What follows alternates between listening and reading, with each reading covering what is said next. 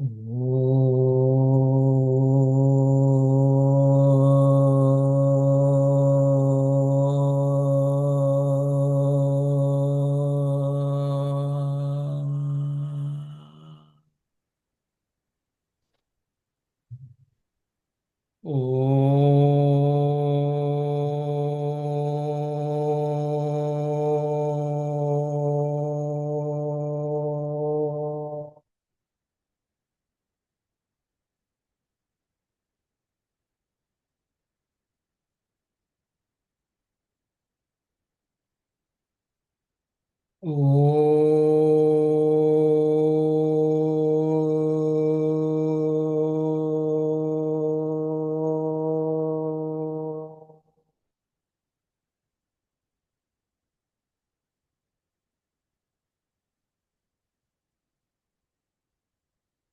ఓం సహనా భవతు సహనౌ భునక్తు సహ వీర్యం కరవావహై తేజస్వినావధీతమస్తు మా విద్విషావహై.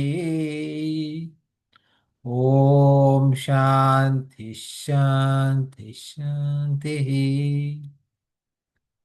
సమస్తజన కళ్యాణే నిరతం కరుణామయం నమామి చిన్మయం దేవం సద్గురుం బ్రహ్మ విద్వరం సద్గురుం బ్రహ్మ విద్వరం.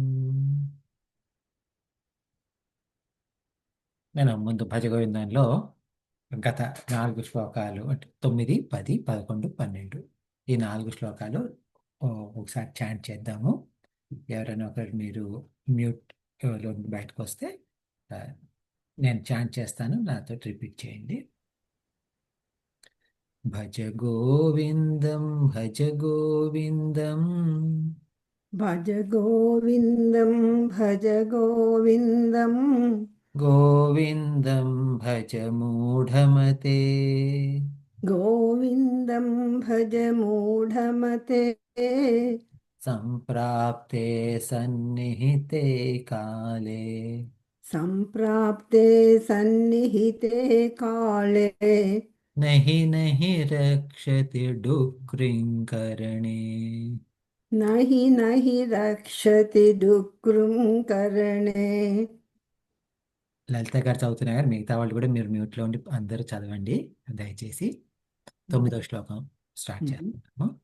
సత్సంగత్వే నిస్సంగత్వం సత్సంగత్వే నిస్సంగత్వం నిస్సంగత్వే నిర్మోహత్వం నిస్సంగత్వే నిర్మోహత్వం నిర్మోహత్వే నిశ్చలతత్వం నిర్మోహత్వే నిశ్చలతత్వం నిశ్చలతత్వే జీవన్ముక్తిః. నిశ్చలతత్వే జీవన్ముక్తిః.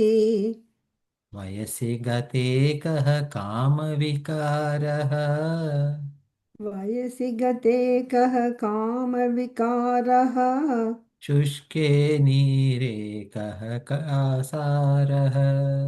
शुष्के नीरे कः कासारः क्षीणे वित्ते कः परिवारः.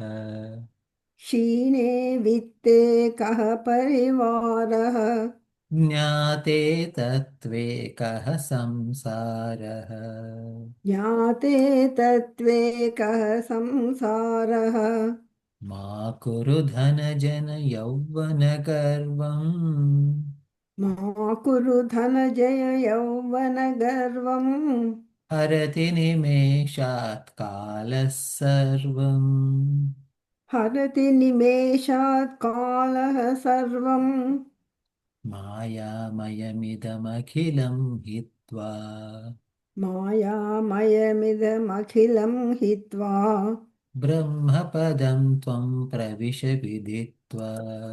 ब्रह्मपदं त्वं प्रविश विदित्वा दिनयामिन्यौ सायं प्रातः दिनयामिन्यौ सायं प्रातः शिशिरवसन्तौ पुनरायतः शिशिरवसन्तौ पुनरायातः कालः क्रीडति गच्छत्यायुः कालः क्रीडति गच्छत्यायुः तदपि न मुञ्चत्याशावायुः.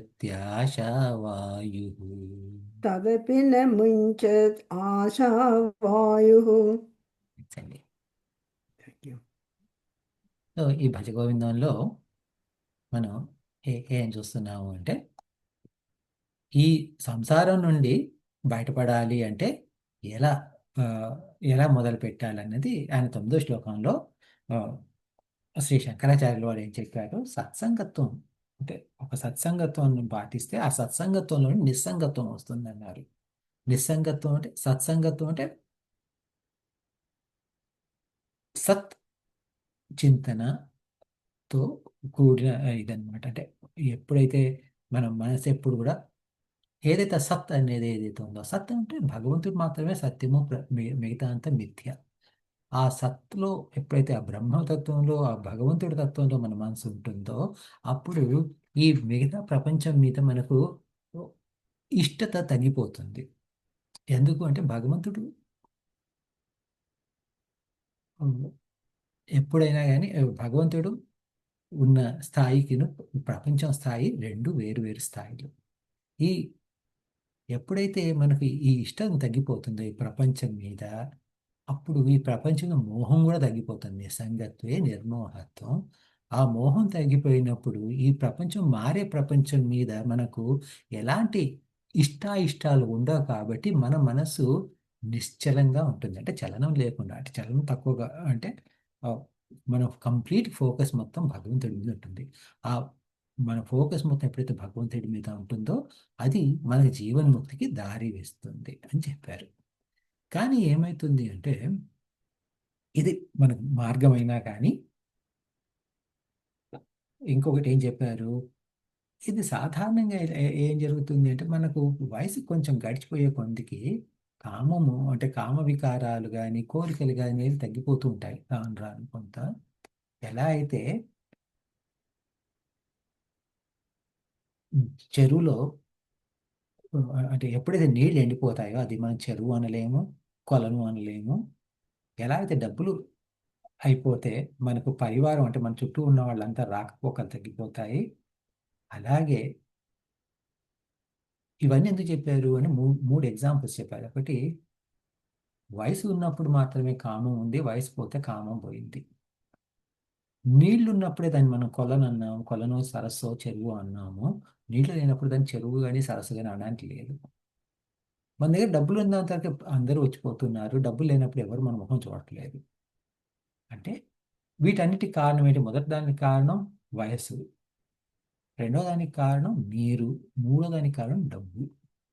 అంటే ఇది అలాగే జ్ఞాతీతత్వ కహ సంసార. మనకు అజ్ఞానం ఉన్నంత వరకే ఈ సంసారం అనేది కూడా ఉంటుంది. ఎప్పుడైతే జ్ఞానం వస్తుందో ఈ సంసారం అనేది మాయమైపోతుంది అని ఆయన చెప్పారు. అంటే ఏంటి? మనం జ్ఞానం తెచ్చుకోవాలి. ఏ జ్ఞానం? భగవంతుడి తత్వజ్ఞానం తెలుసుకోవాలి అని చెప్పి ఆయన చెప్తున్నారు. చెప్పిన తర్వాత ఆయన మనకు కొన్ని హెచ్చరికలు ఇచ్చారు. ఏమిటి? మామూలుగా మన గర్వం ఎవరి మీద ఉంటుంది, దేని మీద ఉంటుంది అంటే మనకు డబ్బులు ఉన్నాయనో, మనకు జనం ఉన్నారనో, మనకు వయసు ఉందనో, వీటి మీద మనకు గర్వం ఉంటుంది. ధన జన యవ్వన గర్వం. ఈ ధన జన యవ్వన గర్వం మూలంగానే మన పతనానికి దారితీస్తుంది. కాబట్టి ఆయన మనకు ఒక హెచ్చరిక ఇస్తున్నారు. ఏమిటి? ఈ ధనమైనా కానీ డబ్బులైనా కానీ యవ్వనమైనా కానీ ఎప్పుడు ఏ క్షణాన్ని ఎప్పుడు ఎట్టిపోతుందో తెలియదు. కాలం క్షణంలో హరించేస్తుంది మొత్తం. ఎందుకు ఎలా హరించేస్తుంది అంటే ఈ ప్రపంచం అంతా మాయతో నిండిపోయింది. మాయామయం. ఇదం అంటే ఇదం అంటే మనం చూసేదంతా, అఖిలం చూసేదంతా, ప్రతి ఒక్కటి అంటే మనుషులే కానివ్వండి, వేరే మనుషులే కానివ్వండి, లేకపోతే ఈ శరీరం కూడా మాయ. అంటే ఏదో మనకు గిట్టని వాళ్ళు మాయ, మనకు నచ్చిన వాళ్ళు మాయ కాదని కాదు. మన శరీరము మన మనస్సు కూడా మాయనే. ఓకే. నేను ఇలా తల తిప్పి ఇలా చూస్తే ఏమేమైతే కనబడుతుందో, కదిలేయి కదలనివి, జీవమున్నవి జీవం లేనివి, అంతే. చెట్లైనా పుట్టలైనా పక్షులైనా మనుషులైనా అంతా మాయ మాత్రమే. ఈ విషయం తెలుసు. మరి నేనెవరిని అంటే, నేను ఈ శరీరానికి అతీతుడిని. ఈ శరీరం లేకముందు కూడా నేనున్నాను, ఈ మనసు లేకముందు కూడా నేనున్నాను. ఈ మనసు శరీరం అంటే స్థూల శరీరము, సూక్ష్మ శరీరము, కారణ శరీరం, ఈ మూడిటికి అన్నిటికీ వ్యతిరిక్తమైన నేను ఉన్నాను. ఈ మిగతా అంతా ఈ మూడు శరీరాలు కూడా మాయనే. ఇది అర్థం చేసుకొని మన సొంత తత్వం తెలుసుకొని ఆ బ్రహ్మపదాన్ని చేరుకోండి అని ఆయన చెప్పారు. చెప్తూ ఈ బ్రహ్మపదానికి చేరుకోవాలంటే మనకి ఆ, శ- అడ్డంకులు ఏమిటి అయ్యా అంటే, ఆశ అడ్డంకి. ఓకే? ఆశ ఎలాంటిది అంటే, దినయామిన్యో సాయం ప్రాతః శిశిరవసంతౌ పునరాయతః కాలక్రీడతి గచ్చత్యాయు తదపి న ముంచతి ఆశావాయు. అలా చూస్తూ చూస్తూనే పగలు సాయంత్రం మధ్యాహ్నం రాత్రి అన్నీ గడిచిపోతూ ఉన్నాయి, మళ్ళీ మళ్ళీ వస్తూ ఉన్నాయి. అలాగే ఋతువులు మారుతూ ఉన్నాయి.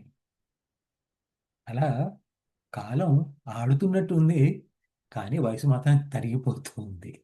ఈ వయసు ఎంత వయసు తరిగిపోయినా కానీ మనకి ఈ ఆశ అనేది చావట్లేదు, ఈ ఆశ అనేది పోవటం లేదు. అది, ఈ ఆశ ఏదైతే ఉందో ఇది మనకు బద్ధ శత్రువు. కాబట్టి నాయన, ఈ ఆశ నుండి జాగ్రత్తగా నిన్ను నువ్వు కాపాడుకో అని ఆయన శంకరాచార్య వారు హెచ్చరిస్తున్నారు.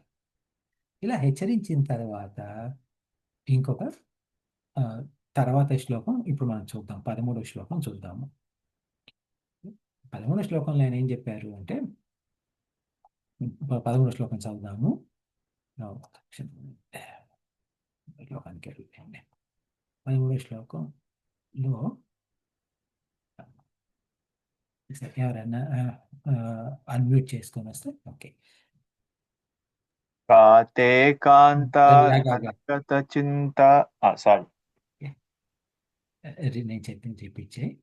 కాతే కాంత ధనగత చింత కాతే కాంత ధనగత చింత వాతుల కిం తవ నాస్తి నియంత వాతుల కిం తవ నాస్తి నియంత త్రిజగతి సజ్జన సంగతి రేఖ త్రిజగతి సజ్జన సంగతి రేఖ భవతి భవార్ణవ తరణే నౌకా భవతి భవార్ణవ తరణే నౌక భజ గోవిందం భజ గోవిందం భజ గోవిందం భజ గోవిందం గోవిందం భజ మూఢమతే గోవిందం భజ మూఢమతే సంప్రాప్తే సన్నిహితే కాలే సంప్రాప్తే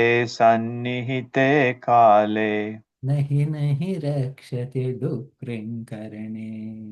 నహి నహి రక్షతి డుక్రింకరణే. దీనికి ఈ ఈ శ్లోకంలో మొదటి ఆ, పంక్తి ఏదైతే ఉందో, కాతే కాంత ధనగత చింత అనేది, దానికి ఇంకొక ఇది కూడా ఉంది. అంటే కొంత మార్పిడిలో కూడా ఒకటి ఇంకొక ఆ, అంటే ఏమవుతుందంటే, ఈ శ్లోకాలు 2000 సంవత్సరాల పైన రాయబడి ఉన్నాయి. తెల్లవాళ్ళు శంకరాచార్యులు 8వ శతాబ్దం వారని చెప్పినా కానీ, మన భారతీయ సంప్రదాయం ప్రకారం, మన భారతీయ రికార్డ్స్ ప్రకారం, ఆర్కియాలజీ ప్రస్తుతం ఆర్కియాలజీ వాళ్ళ రికార్డ్స్ ప్రకారం కూడా శంకరాచార్యుల వారు క్రీస్తు పూర్వం 6వ శతాబ్దానికి చెందినవారు. అంటే 2600 ఇయర్స్ గడిచిపోయినాయి ఆయన పుట్టి. ఈ ఈ కాలంలో ఇంతకాలం గడిచేసరికి ఏమవుతుందంటే, ఒక్కోసారి ఒక్కో చోట కొన్ని మార్పులు అవి కనబడుతుంటాయి. అంటే అదే శ్లోకంలో కొన్ని మార్పులు కనబడుతుంటాయి. అది ఏ శ్లోకం కరెక్ట్, ఏ శ్లోకం అంటే ఏ వర్షన్ కరెక్ట్, ఏ వర్షన్ కరెక్ట్ కాదనేది కొంచెం కష్టం చెప్పడం.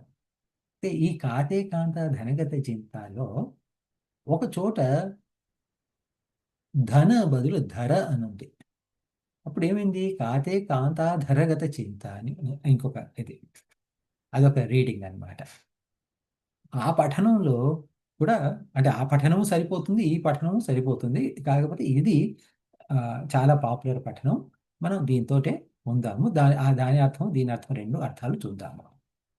కా కా అంటే కాకి కాదు, ఎక్కడ అంటే ఎక్కడ.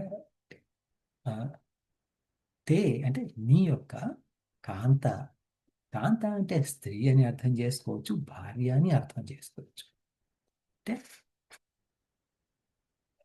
నీ భార్య ఎక్కడ అంటే లే మా ఆవిడ వంటింట్లో ఉందండి అనో, లేకపోతే నీ స్త్రీ ఎక్కడ అంటే ఎక్కడో ఉందనో, అలా అని అర్థం కాదు. ఎక్కడి నుండి వచ్చింది, ఎవరు అని, ఏమవుతుంది తనకు అని చెప్పేసి మరి అన్నమాట. కాతే కాంత ధనగత చింత, ధనం, ధనానికి సంబంధించిన చింత.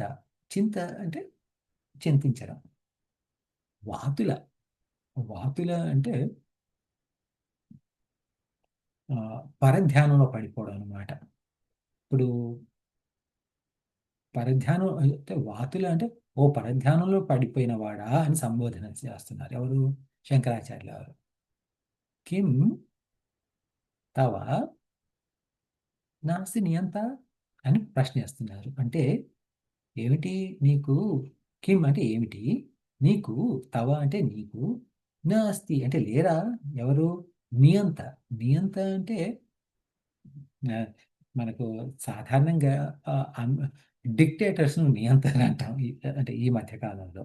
కానీ ఇక్కడ నియంత అంటే డిక్టేటర్ అని కాదు, ఎవరైతే పరిపాలనను ఖచ్చితంగా పెట్టగలుగుతారో, అంటే అమల్లో పెట్టగలుగుతారో వారు నియంత. ఈ ప్రపంచాన్ని మొత్తం పరిపాలించేది ఎవరు అంటే నియంత్రణ చేసేది ఎవరు అంటే భగవంతుడు. ఎలా చేస్తున్నారు ఆయన అంటే, భూమిని చూడండి, కరెక్ట్గా 23 గంటల 56 నిమిషాలు 30 సెకండ్లను ఏదో అంటారు. కరెక్ట్గా అంతే స్పీడ్లో తిరుగుతూ ఉంది. ఎప్పటి నుండి? అనాది కాలం నుండి అలా తిరుగుతుంది. కొన్ని మిలియన్స్ ఆఫ్ ఇయర్స్ అంటే కోట్ల సంవత్సరాల నుండి అలా తిరుగుతుంది. సూర్యుడు చుట్టూ కూడా అదే టైంలో తిరుగుతుంది, అంటే అదే స్పీడ్లో తిరుగుతుంది. అలా తిరగకపోతే మనకి ఏం పని చేయవు. అంతే దూరంలో ఉంటుంది. సూర్యుడి దగ్గరికి వెళ్ళట్లేదు, దూరంగా వెళ్ళట్లేదు. అలాగే మన ప్రకృతిలో ఉన్న రూల్స్ అన్నీ ఏవైతే ఉన్నాయో అవన్నీ ఖచ్చితంగా అలాగే ఉన్నాయి.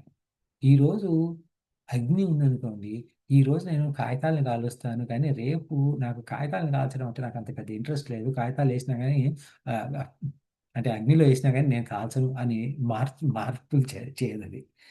అది ఈ రోజైనా రేపైనా ఎప్పుడైనా కానీ కాగితం అందులో వేస్తే కాలిపోతుంది అంతే.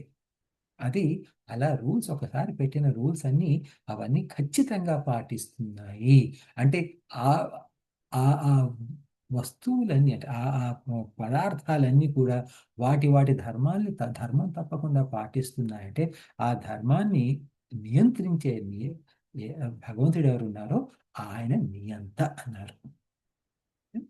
ఇప్పుడు వాతులకం వాతులకిం తవ నాస్తి నియంత అంటే ఏమిటి అంటే, ఒక పరధ్యానంలో ఉన్నవాడా నీకు ఈ నియంత అంటూ ఒక నియంతృత్వం అంటూ ఒకళ్ళు ఉన్నారని తెలియదా అని చెప్పేసి అడగడం అనమాట. దీని అర్థం ఏంటి, ఎందుకు అడుగుతున్నారు అనేది ఇంకొద్దిసేపట్లో అవుతాం, అన్ని పదాలు అర్థం తెలుసుకున్న తర్వాత. జగతి అంటే ప్రపంచం. త్రిజగతి అంటే ముల్లోకాలు అని అర్థం. త్రిజగతి సజ్జన సంగతి రేఖ, సజ్జన సంగతి ఏక, సంధి మూలంగా సంగతి ఏక కలిసి సంగతి రేఖ అయిందనమాట. సజ్జన సంగతి, సజ్జనులు యొక్క సాంగత్యం కేవలం మాత్రం మూలంగానే ఏక అంటే ఒకే పద్ధతిలో మాత్రమే భవతి భవ అర్ణవ తరణే నౌక. భవ అంటే అర్ణవ అంటే సముద్రం, భవార్ణవ అంటే భవసాగరం. భవడం భవ అంటే ఏమిటి? ఉద్భవ అని మీరు విని ఉంటారు. ఉద్భవ అంటే ఏంటి? పుట్టడం. ఉత్ అంటే లేవడం అనమాట. లేచి కనబడుతుంది, అది పుట్టుక.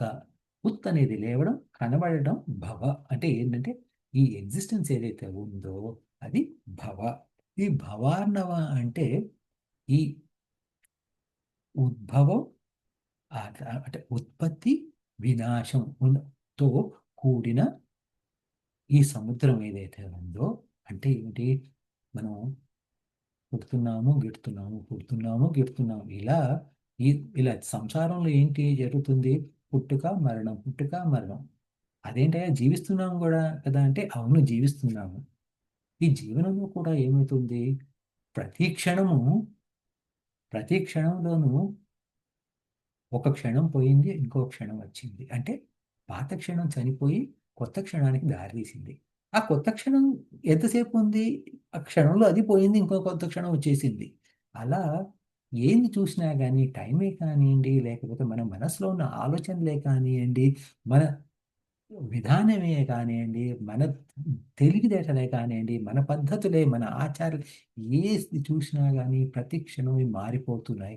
మార్పు అనే పదంలోనే రెండున్నాయి. ఓకే, మార్పులో ఒకటి కొత్తది రావడం, పాతది పోవడం. ఇది ఈ కొత్తది రావడం, పాతది పోవడం అంటే పాతది మరణించి కొత్తది వచ్చింది. నేను 2వ తరగతి నుండి 3వ తరగతిలో చేరాను అంటే 2వ తరగతి వెంకట్ చనిపోయి 3వ తరగతి వెంకట్ పుట్టాడు అని అర్థం. అలా గత క్షణంలో ఉన్న వెంకట్ పోయి ఈ క్షణంలో ఉన్న వెంకట్ పుట్టాడు. ఈ మాట అనే లోపల నేను 10 క్షణాలు గడిచిపోయినాయి. అంటే 10 క్షణాల్లో 10 సార్లు పుట్టుక గిట్టుగా జరిగిపోయింది అనమాట. అది ఈ సంసారం యొక్క లక్షణం. భవార్ణవ. ఈ ఈ- దీనికి అంతు అనేది లేదు. సముద్రం ఎందుకన్నారంటే దీనికి అంతు అనేది లేదు. ఇలా జరుగుతూనే ఉన్నాయి. నేను ప్రతిక్షణం మారుతున్నాను, నా చుట్టూ ఉన్న ప్రపంచం ప్రతిక్షణం మారుతుంది. ఇలా అన్నీ మారుతూ ఉన్నప్పుడు ఏది సత్యం, ఏది అసత్యం, ఎవరిని పట్టుకుంటాము, ఎవరిని వదులుతాము, ఏం తెలుస్తుంది? ఇది ఈ ఈ సముద్రంలో మనం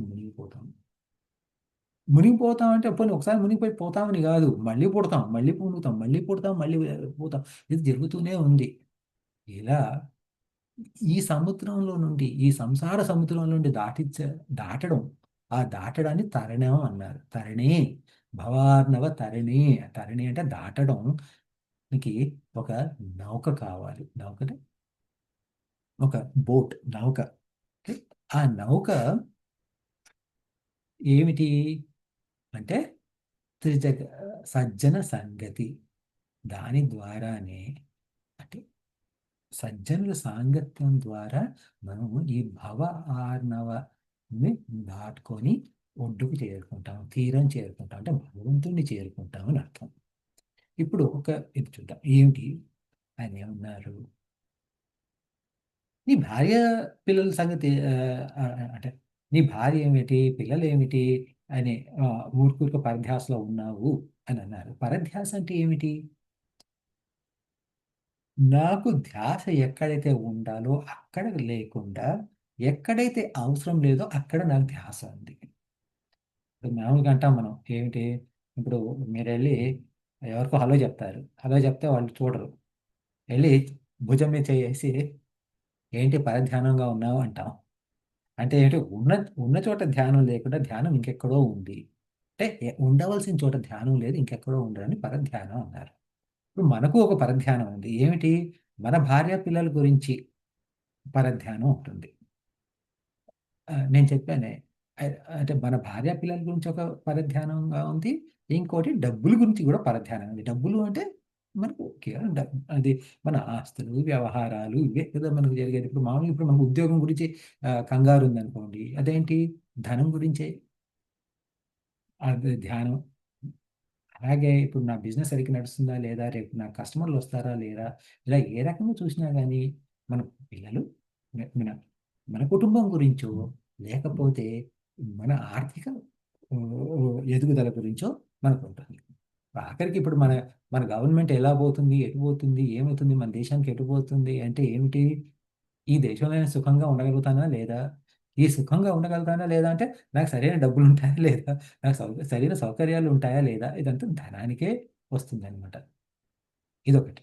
అయితే నేను చెప్పాను కదా ముందు, ఇది ఇంకొక ఈ శ్లోకానికి ఇంకొక పదం కూడా ఉంది అని, కాతే కాంతాధరగత చింత అని.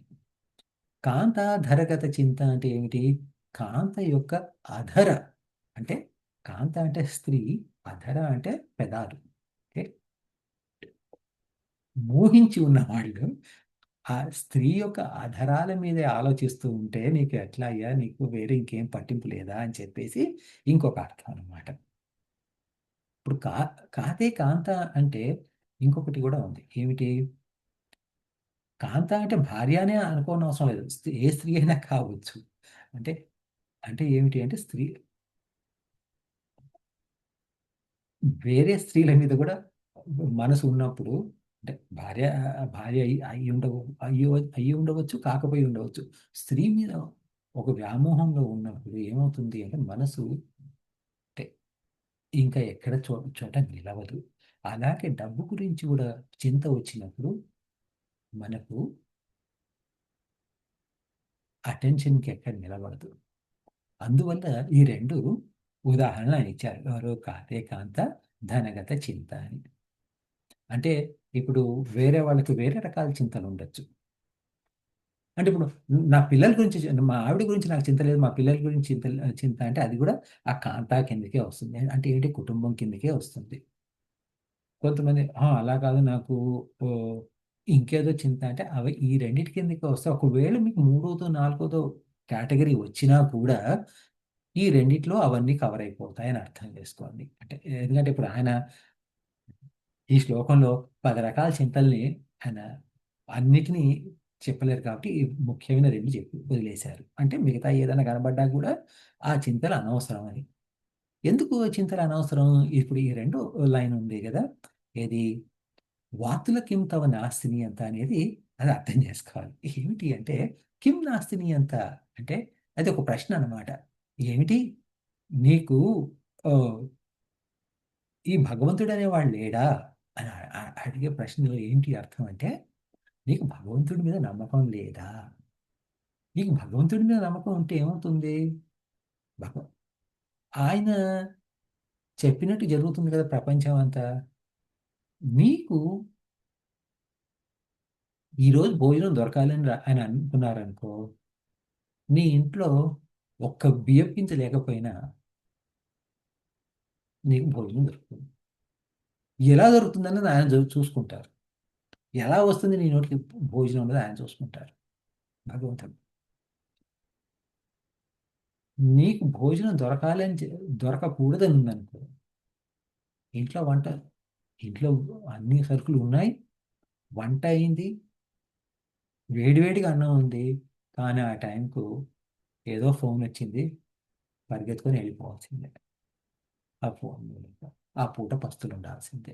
ఇది మ్- మనం పస్తులుంటామా లేదా, మనకు పస్తులుంటామా, తిండి దొరుకుతుందా, లేకపోతే ఏ సుఖం దొరుకుతుంది, ఏ సుఖం దొరకదు, ఇదంతా భగవంతుడు చెప్పిన విధానంగానే నడుస్తుంది. అందువల్లే భగవంతుడు ఏదైతే ఆయన అన్ని నియంత్రిస్తున్నారు కాబట్టి ఆయన నియంత అన్నాడు. ఆ నియంత మీద నీకు నమ్మకం ఉన్నప్పుడు నువ్వు వీటి గురించి ఆలోచించాల్సిన అవసరం లేదు కదా. అంటే మన పని మనం చేయకూడదని కాదు ఇక్కడ, మనం చేయవలసిన పని మనం చెయ్యాలి, కానీ అనవసరమైన చింత పెట్టుకోకూడదు. అది ముఖ్యం ఇక్కడ. అంటే ఓహో భగవంతుడు అన్ని చూసుకుంటున్నాడు అంటే నేను వంట చేయని అవసరం లేదు, నేను తిండి తిన్న అవసరం లేదు, నేను ఆఫీస్ పని చేయని అవసరం లేదు, అది కాదు ఇక్కడ ఉద్దేశం. ఉద్దేశం ఏంటంటే ఏ ఏ పని చేయాలో అవన్నీ మనం చేయాల్సింది తప్పదు. కానీ ఏమిటంటే ఇది, ఈ పని జరుగుతుందా లేదా, ఈ పని ఇలా అవుతుందా లేదా, ఆ పని జరుగుతుందా లేదా, ఇదేమైతుంది అదేమైతుంది అన్న చింత ఏదైతే ఉందో అది ఆ, మనకు ఇబ్బంది కలిగజేస్తుంది. స్వామి శరణానంద గారు షికాగో ఆశ్రమంలో ఉంటారు. ఆయన చెప్తారు, చింత చిత చితకు దారి తీస్తుంది అని. చిత అంటే ఫ్యూనరల్. ఓకే. సో ఈ చింత అనేది, అయితే ఆ చింత అనేది ఎక్కడ ఉండాలి? దీంట్లో ఉండద్దయ్యా. ఈ ఈ అంటే ఈ చింత అనేది ఈ ప్రపంచం మీద చింత పెట్టుకోకు. కాకపోతే చింతన అంటే ఆలోచన. అంటే ఏమిటి అని చెప్పేసి ఆలోచించడం. ఆలోచన అంటే ఎలాంటి ఆలోచన? మనం మన ఆత్మతత్వం ఏమిటి అనే విచారణ ఏదైతే ఉందో, ఆ చింతన భగవంతుడి గురించి చింతన చేయాలి. ఆ చింతన భగవంతుడి గురించి ఎలా చేయాలి అనేది మనకు తెలియదు. అది తెలిసిన వాళ్ళు ఎవరు? తెలిసిన వాళ్ళు సజ్జనులు అన్నాము. సజ్జనులు అనగానే సాధారణంగా మనం తెలుగులో ఏం చెప్తాము? మంచివాళ్ళు అని చెప్తాం. సజ్జనుడు. ఓ వాళ్ళు, వీళ్ళు సజ్జనులు, వాళ్ళు దుర్జనులు అని. అయితే సజ్జన అనే పదం చూసామనుకోండి. సత్ జన అంటే ఏమిటి? ఏ జనమైతే సత్తులో ఉన్నారో, ఏ జనానికైతే సత్ ఏమిటని తెలుసో వారు సజ్జనులు. అంటే ఎవరైతే ఏ మహాత్ములైతే భగవంతుడి తత్వాన్ని తెలుసుకొని ఉన్నారో వారు సజ్జనులు. వారి సంగతి అంటే వాళ్ళ కాళ్ళు పట్టుకొని వాళ్ళ చుట్టుపక్కల ఉండడం వల్ల ఏం జరుగుతుంది? ఉం? తద్వారా మనము ఈ నుండి మనం బయటపడతాము. ఇది ఇదొక్కటే మార్గం ఉంది, వేరే మార్గం అంటూ లేదు ఇంకా అంటే ఈ అని చెప్పేసి ఆయన చెప్తున్నారు అనమాట. ఈ త్రిజగతి సజ్జన సంగతి రేఖ అంటే ఈ సజ్జనులు ఒక గొప్పతనం ఏమిటి అంటే ఆ ఒకసారి సజ్జనుల గొప్పతనం ఏమిటి అయ్యా అంటే వారు సత్సంగంలో ఉంటారు కాబట్టి, అంటే వాళ్ళ మనసు ఎప్పుడు కూడా సత్తులో ఉంది కాబట్టి వాళ్ళు సత్సంగత్వం అన్నారు. ఈ సత్సంగత్వం ఏమిటి, సజ్జనులు ఏమిటి అని చెప్పేసి ఒకసారి నారదుడికి డౌట్ వచ్చిందనమాట. నారదుడికి ఈ ప్రశ్న వచ్చినప్పుడు ఆయన ఏం చేశారు? ఆయన విష్ణు భగవానుడి దగ్గరికి వెళ్ళి, ఆయన గురువు విష్ణు భగవానుడు కదా, ఆయన ఆయన దగ్గరికి వెళ్ళి, నారాయణ, నాకు ఈ సత్సంగం అంటే అర్థం ఏమిటో తెలీదు, అంటే దాని గొప్పతనం ఏమిటో నాకు తెలీదు, కాబట్టి కొద్దిగా నాకు చెప్తారా అని అడిగారు. అంటే విష్ణుమూర్తి నది ఏం చెప్పారంటే, నాయన అక్కడ దండకారణ్యంలో ఫలానా చెట్టు కింద చెట్టు కొమ్మ మీద ఇప్పుడే ఒక కోకిలకు ఒక పక్షి చిన్న కోకిల పుట్టింది. నువ్వు వెళ్ళి దాన్ని అడుగు, చెప్తుంది నీకు సత్సంగం యొక్క గొప్పతనం ఏమిటి అని. అంటే సరే అని చెప్పేసి ఆయన వెళ్ళి ఆ దండకారణ్యంలో ఆ చెట్టు దగ్గరికి వెళ్ళి, మహానుభావుడు కదా, ఆయనకు కరెక్ట్గా ఏ చెట్టు దగ్గరికి వెళ్ళాలో తెలుసు, ఏ కొమ్మ దగ్గరికి వెళ్ళాలి. అందులో కూడా అప్పుడే పుట్టిన కోకిల పిల్లలు బోల్డ్ ఉన్నాయి. అందులో కరెక్ట్ ఏ గుడ్డులో ఏ కోకిల వచ్చిందో చూసుకొని దాన్ని పోయి అడిగారనమాట. ఈ సత్సంగత్వం అంటే గొప్పతనం ఏమిటి అని ఆ కోకిలని అడిగారు. అప్పుడే పుట్టిన కోకిలను అడగగానే ఆ కోకిల ఎలా చూసి నారదుని చూసి చనిపోయింది, ఏం మాట్లాడకుండానే. అరే ఇలా జరిగింది ఏమిటి, నా మూలంగా ఒక కోకిల చనిపోయింది అని చెప్పేసి బాధపడుతూ ఆయన మళ్ళీ విష్ణు భగవాన్ దగ్గరికి వెళ్ళారు. వెళ్తే వెళ్ళి, తండ్రి నేను వెళ్ళి ఆ కోకిల్ని అడిగాను మీరు చెప్పినట్టే, కానీ అది ఏం జవాబు చెప్పకముందే అది చనిపోయింది, నన్ను ఏం చేయమంటారండి అని అడిగారు. అంటే మళ్ళీ విష్ణు భగవానుడు ఏమన్నారు? ఓహో అలాగా, పర్లేదు నాయన, నువ్వు ఈ ఫలానా రాజు ఒక రాజ్యం ఉంది, ఆ రాజ్యంలో రాజుగారి ఈ ప్యాలెస్, ఓకే, ఇందులో ఒక గుర్రం పిల్ల పుట్టింది ఇప్పుడే. ఆ గుర్రాన్ని పోయి అడుగు, ఆ గుర్రం పిల్లని పోయి అడుగు సత్సంగత్వం అంటే ఏమిటి చెప్తుంది అని.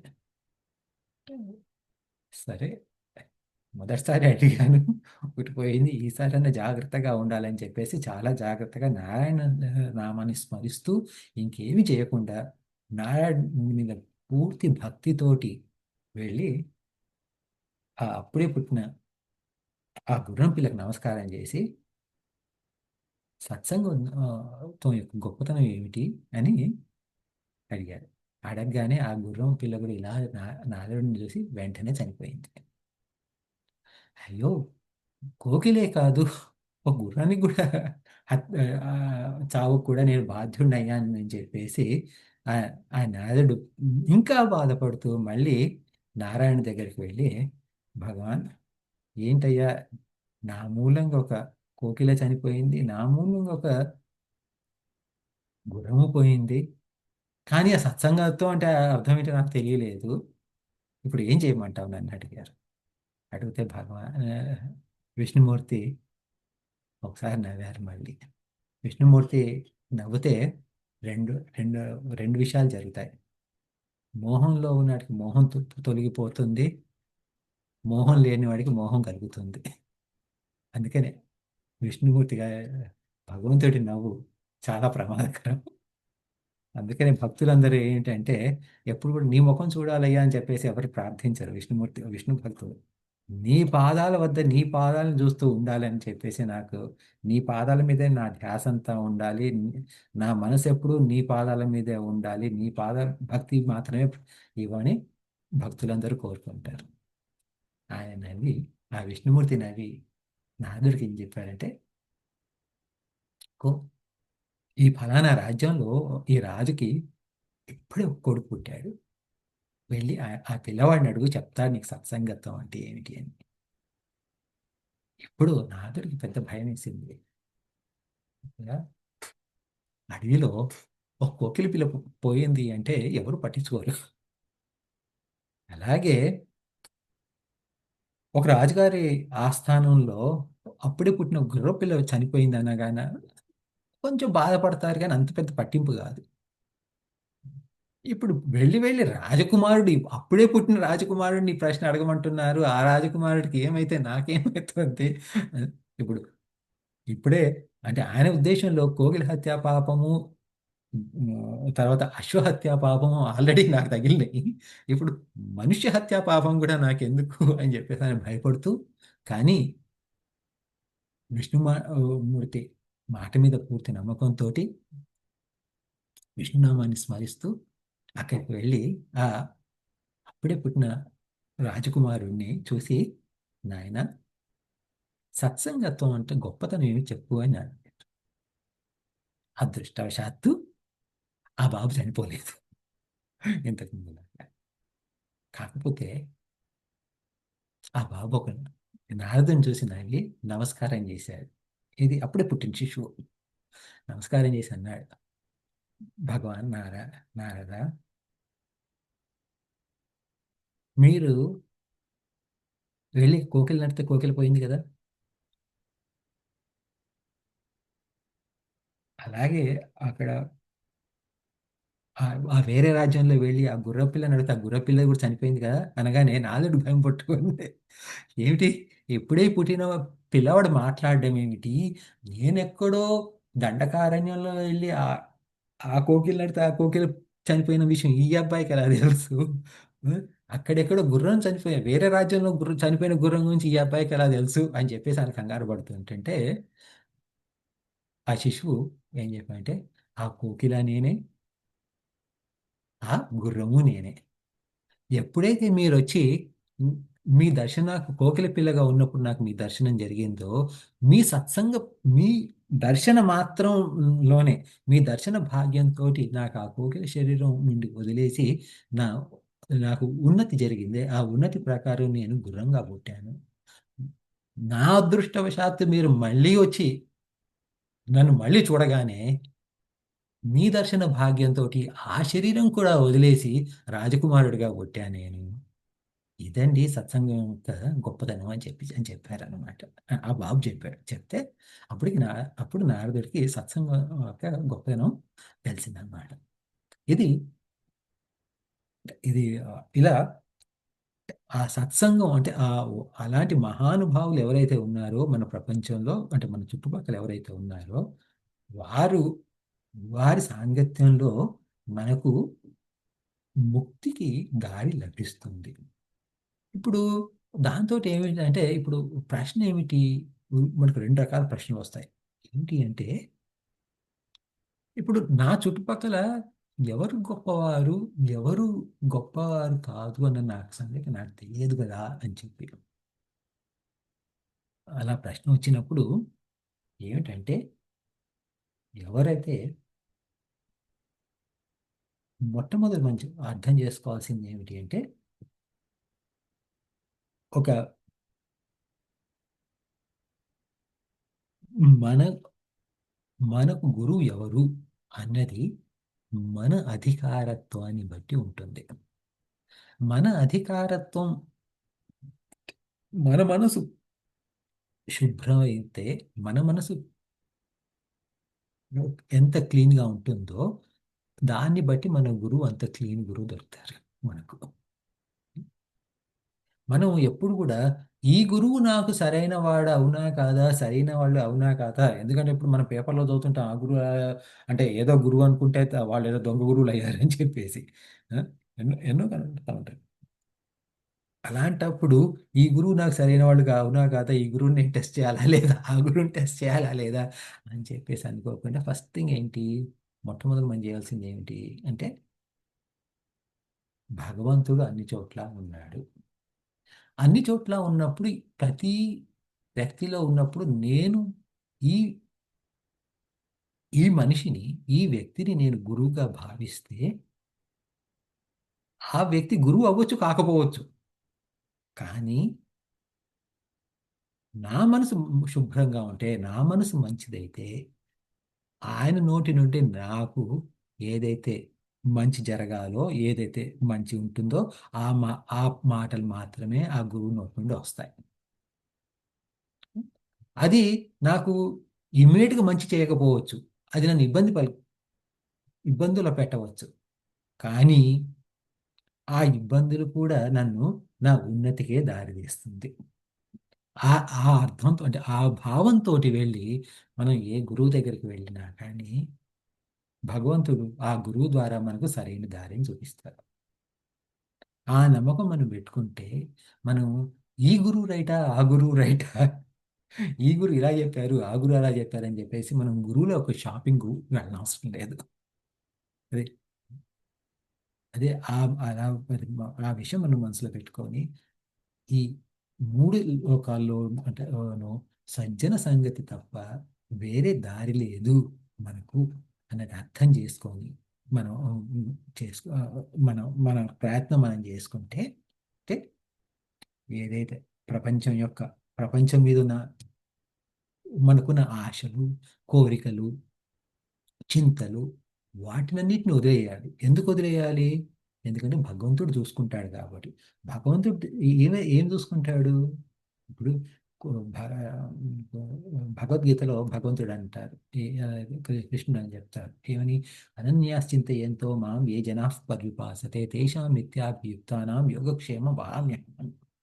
అంటే అనన్యాశ్చింత, అనన్యాశ్చింతయంత అంటే వేరే ఏ సంగతి కానీ ఎవ్వరి గురించి కానీ ఏమి కానీ ఆలోచించకుండా అనన్య చింత అంటే వేరే చింత లేకుండా మా ఏ జన పర్యుపాసతే, నన్ను అంటే భగవంతుణ్ణి ఏ జనులైతే నన్ను ఉపాసిస్తారో తేషాం వారి యొక్క నిత్యాభియుక్తానాం వారు ఎప్పుడు కూడా నాతో కలిసి ఉన్నారు కాబట్టి తేషా నిత్యాభిక్షానం యోగక్షేమం వహామి అహం.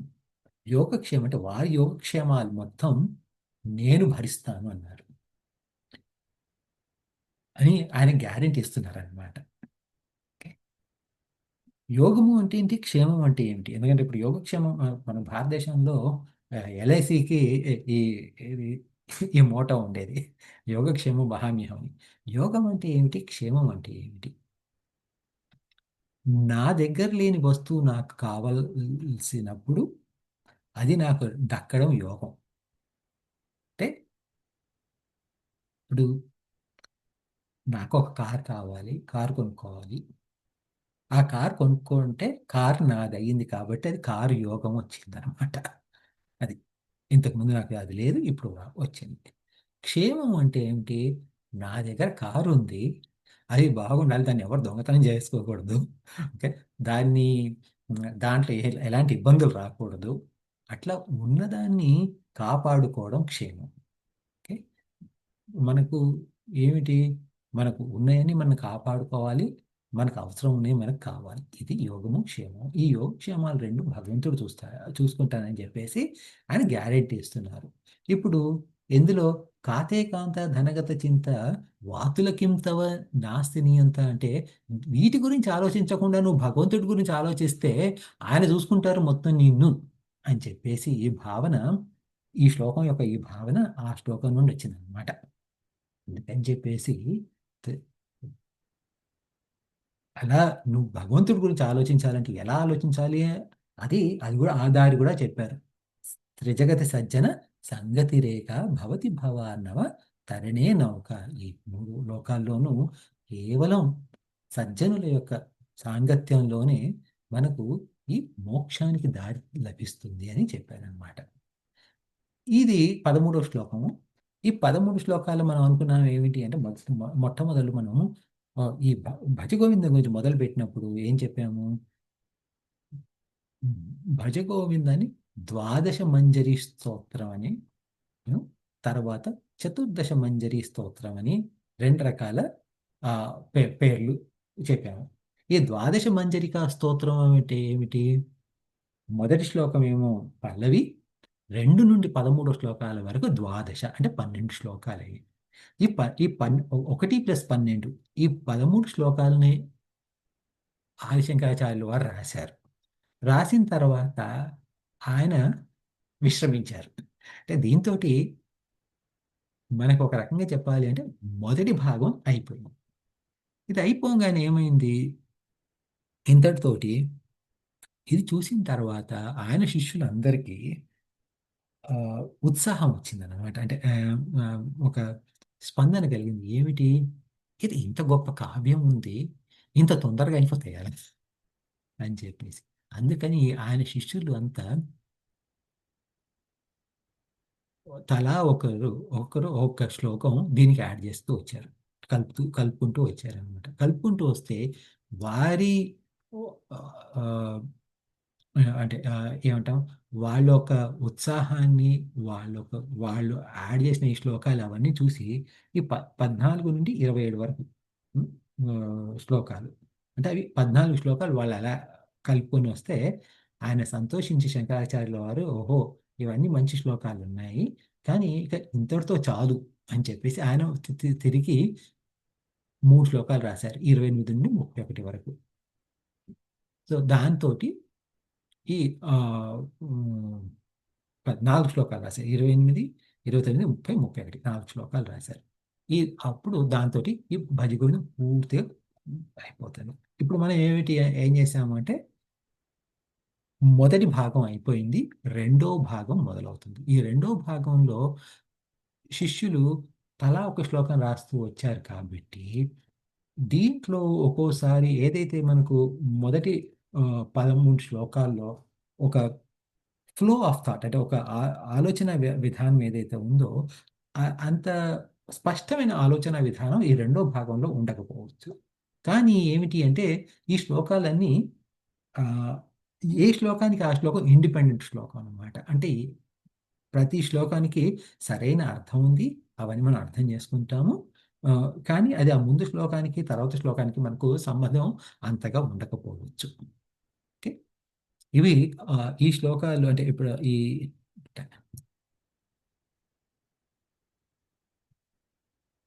ఓకే ఇంకా 10%. సో ఇప్పుడు నెక్స్ట్ శ్లోకం చూద్దాము. ఇప్పుడు వచ్చే శ్లోకం 14వ శ్లోకం. ఆయన శిష్యుల్లో ఒక శిష్యుడి పేరు పద్మపాదాచార్యులు. పద్మపాదాచార్యుల వారు ఈ శ్లోకం రాశారు. మీరు ఒకరు అన్మ్యూట్ చేసి నాకు నేను చాట్ చేస్తాను, నన్ను ఫాలో చేయండి. మిగతా వారు మ్యూట్లో ఉండి పెద్దగా చదవండి.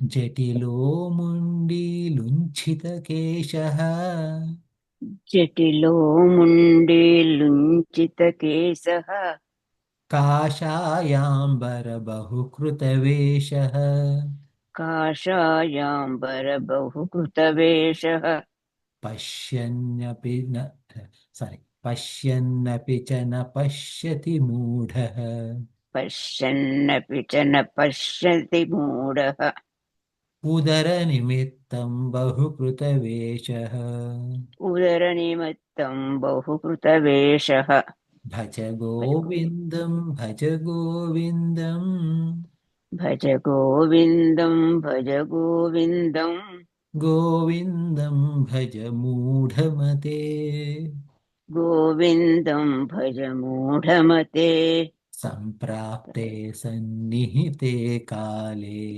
सम्प्राप्ते सन्निहिते काले नहि रक्षति डुक्रुं करणे नहि रक्षति दुःखं कुरणे డుక్కిం కరణే థ్యాంక్స్ అండి. ఇప్పుడు ఈ శ్లోకం ఏం చెప్తున్నారు అంటే జటిలో ముండి అంటే జటిల ముండి అంటే ఇప్పుడు కొంతమంది అంటే ఇందులో జటిల వేరు ముండి వేరు. జటిల అంటే ఎవరి జుట్టు అయితే ఇలా అట్ట అట్ట అట్టగడుచుకుపోయింది అంటాం మనం. అంటే అది ఎండిపోయి అంటే జడలు వేసుకొని ఉంటారు కానీ జటాజూటం అంటాం కదా, శివుడికి జటాజూటం అని. ఇప్పుడు ఇక్కడ మామూలుగా ఇక్కడ కొంతమందికి ముఖ్యంగా జమైకా వాళ్ళకు కూడా అలా జడలు ఉంటాయి. వాళ్ళు ఆ జడల్ని వేసుకున్న తర్వాత అవి వాటిని సాధారణంగా తల స్నానం కూడా చేయడానికి ఉండదు. అలా వాళ్ళు 6-5 నెలలు అలాగే ఉంచేస్తారు. అది వాటిని ఆ జటాధారిని జటిల అన్నారన్నమాట. అది జటిల. ముండి అంటే తల శుభ్రంగా నున్నగా షేవ్ చేసుకోవడానికి ముండి అన్నమాట. ఇంకా అది ముండి. లుంచిత కేశ, ఇది ఈ ముండి అంటే ఏమి? ముండిను లుంచిత కేశ సుమారుగా ఒకే అర్థము, కానీ కొంచెం అర్థంలో మార్పు ఉంది. ఏమిటి అంటే ముండి అంటే ఇప్పుడు ఈ మంగళవాడి దగ్గరికి వెళ్ళి తల షేవ్ చేసేసుకోవడానికి ముండి అన్నారు. మంగళ. లుంచిత కేశ అంటే వాళ్ళు ఏం చేస్తున్నారు అంటే ఒక జుట్టు ఒక్కటి పట్టుకొని అలా ఒక్క జుట్టు అలా లాగుతూ పోయి అలా అంటే మొత్తం తల మొత్తం శుభ్రం చేసేస్తున్నారు. అంటే ఏమిటి అది? అదొక సాధన. ఏంటి ఆ సాధన అంటే ఈ తలలో ఉన్న జుట్టంతా కూడా ఏమిటి? మన కోరికలకు వాటికి చిహ్నము, మన ఒక అహంకారానికి చిహ్నము. కాబట్టి అవన్నీ తీసేస్తాము. అది ఒక్కటి పీకేసుకుంటూ పోతున్నాను. అది ఒక సాధన చేయడం అనమాట. ఇప్పుడు అందుకని ఇప్పుడు మామూలుగా మనం తిరుపతికి వెళ్ళి జుట్టిస్తున్నాం అంటే ఏమిటంటే మన అహంకారాన్ని భగవంతుడికి సమర్పిస్తున్నాము అని చెప్పేసి అర్థం. అందుకని తిరుపతికి వెళ్ళి మనం జుట్టిస్తాము. అలాగే కాషాయ అంబర బహుకృత వేష. కాషాయ అంటే కాషాయం కలర్, ఆ రంగు కాషాయపు రంగు. అంబరం అంటే బట్టలు. ఈ బట్టలు వేసుకొని బహుకృత వేష అంటే నానా రకాల వేషాలు వేస్తున్నారు. అంటే వేషాలు అంటే వేషాలు వేయడం కాదు, వేషధారణ చేస్తున్నారు. పశ్యన్ అపి చ అంటే న పశ్యతి మూఢ. పశ్యన్ అపి అంటే చూస్తూ ఉన్నప్పటికీ న పశ్యతి చూడలేకపోతున్నారు మూఢులు అని చెప్పేసి పశ్యన్నపి న పశ్యతి మూఢ. ఉదర నిమిత్తం అంటే పొట్ట కోసం. ఉదరం అంటే పొట్ట కోసం బహుకృత వేష, ఎన్నో వేషాలు వేస్తున్నారు.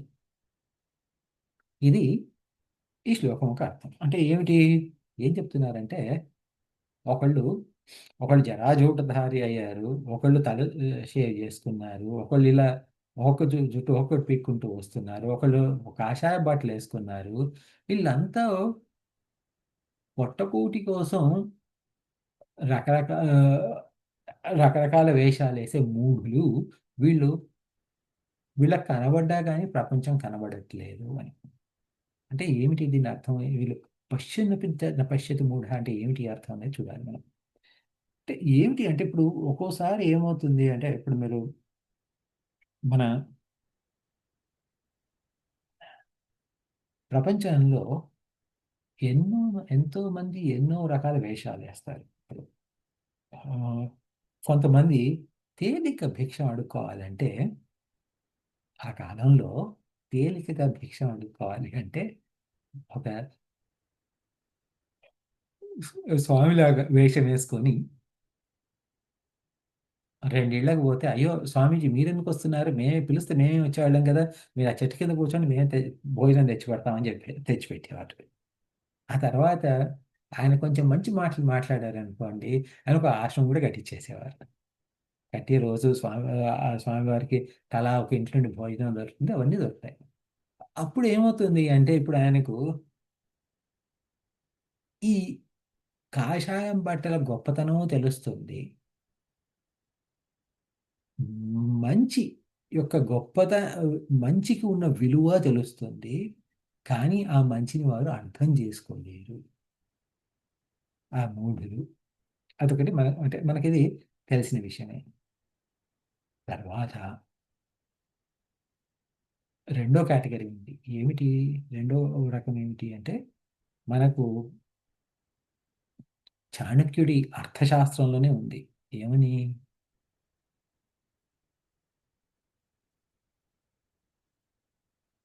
ఒక ఒక రాజ్యంలో ఒక రాజు పక్క రాజ్యాల మీద నిఘా వేయాలి అంటే గూఢచారులను పంపాలంటే ఎలా పంపించాలి అంటే బాటసారులుగా పంపాలి వాళ్ళను.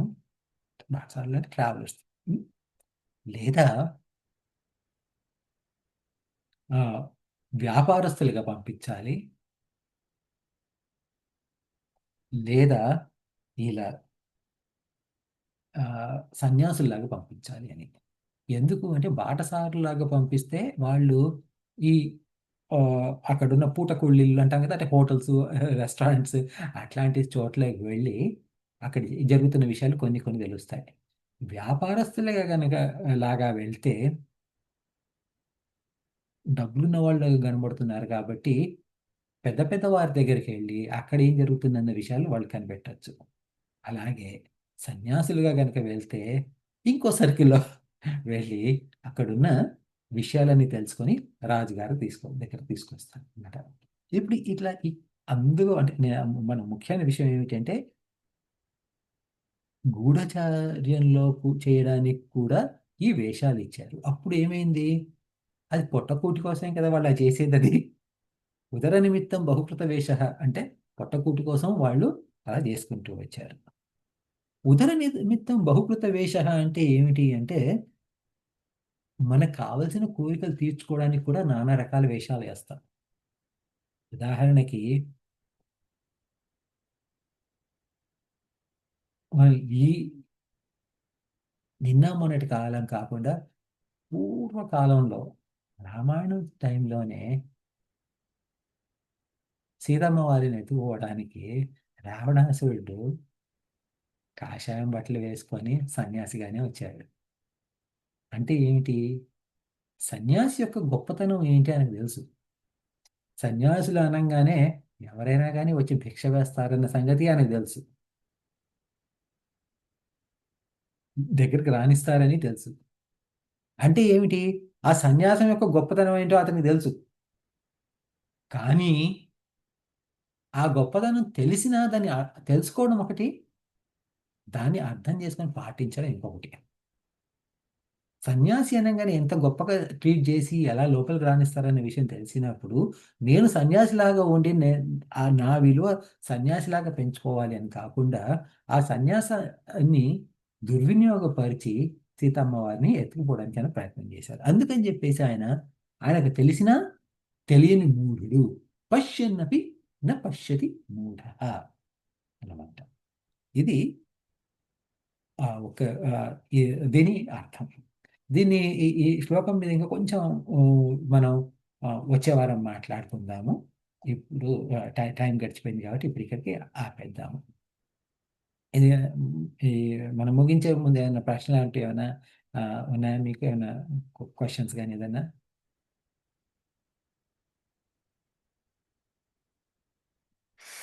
సరే.